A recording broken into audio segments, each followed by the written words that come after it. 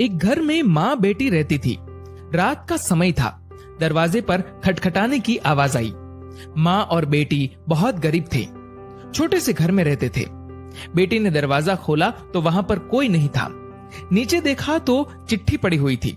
बेटी ने चिट्ठी खोलकर पढ़ी तो हाथ कांपने लग गई और जोर से चिल्लाई, माँ इधर आओ। चिट्ठी में लिखा था, बेटी मैं तुम्हारे घर आऊंगा तुमसे और तुम्हारी माँ से मिलने, और नाम की जगह नीचे लिखा था भगवान। माँ ने कहा, ये शायद हमारी गली के किसी लड़के ने तुम्हें छेड़ने के लिए बहुत ही गंदी शरारत की है। लेकिन बेटी को माँ की बात पर यकीन ही नहीं हो रहा था।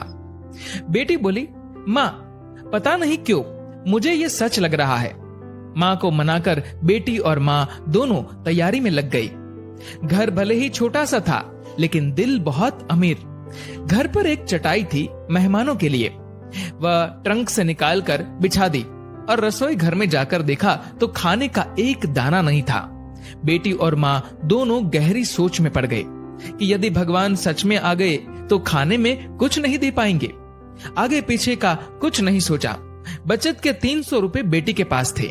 पैसे लेकर वे दोनों छाता और कंबल लेकर किराने की दुकान के लिए निकल पड़े।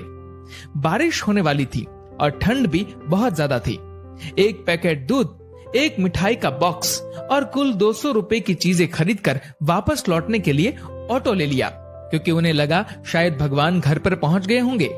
घर से थोड़ी दूर पहुंची तो देखा कि जोर से बारिश शुरू हो गई और सड़क किनारे एक पति पत्नी खड़े थे। ऑटो पास से गुजरा तो लड़के ने देखा उनके हाथ में छोटा बच्चा रो रहा था। स्थिति कुछ ठीक नहीं लग रही थी। ऑटो घर के दरवाजे पर पहुंचा। माँ ऑटो से उतरी ही थी कि बेटी से रहा नहीं गया। बोली, ऑटो वाले भैया जरा ऑटो को उनके पास ले लो। पास जाकर देखा तो बच्चे को तेज बुखार था और उनके पास खाने के लिए कुछ नहीं था। एक तरफ भगवान घर पर आने वाले हैं और दूसरी तरफ ये समस्या। बेटी ने सोचा, भगवान को मना लूंगी, लेकिन यदि इन्हें ऐसे ही हाल में छोड़ दिया गया तो भगवान बिल्कुल भी माफ नहीं करेंगे। बेटी ने जो जो खरीदा था सब उनके हाथ में थमा दिया और तो और बचे हुए 50 रुपए भी दे दिए और बोली, अभी मेरे पास इतने ही है, इसलिए रख लीजिए। बारिश हो रही थी तो छाता भी दे दिया और बच्चे को ठंड ना लगे इसलिए कंबल भी दे दिया। वहां से फटाफट घर पहुंची, ये सोचकर कि भगवान आ गए होंगे। लेकिन दरवाजे पर माँ खड़ी थी। बोली, आने में इतनी देर क्यों लगा दी बेटी?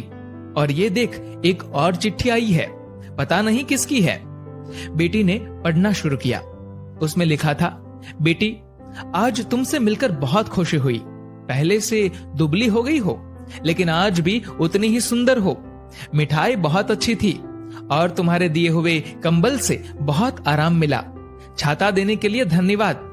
बेटी अगली बार मिलते ही लौटा दूंगा। बेटी के तो होश उड़ गए। निशब्द होकर पीछे मुड़कर सड़क किनारे देखा तो वहां कोई नहीं था। चिट्ठी में आगे लिखा था, इधर उधर मत ढूंढो मुझे, मैं तो कण कण में हूं।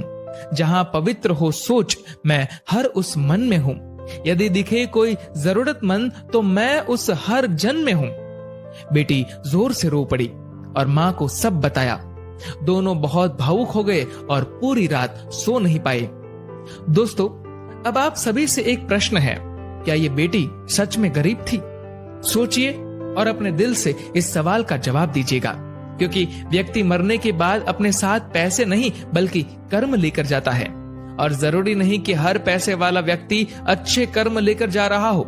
इसीलिए कोशिश करें कि पैसों से अमीर हो या गरीब, लेकिन कर्मों से अमीर जरूर बने। दोस्तों, इस कहानी को लेकर आपकी क्या राय है, नीचे कमेंट करके जरूर बताएगा। और अगर आपको ये वीडियो अच्छा लगा हो तो इस वीडियो को लाइक करेगा और शेयर करेगा। और ऐसे ही और भी इंस्पिरेशनल वीडियोस के लिए सब्सक्राइब करें हमारे यूट्यूब चैनल को और फेसबुक पर फॉलो करें हमारे पेज को। धन्यवाद।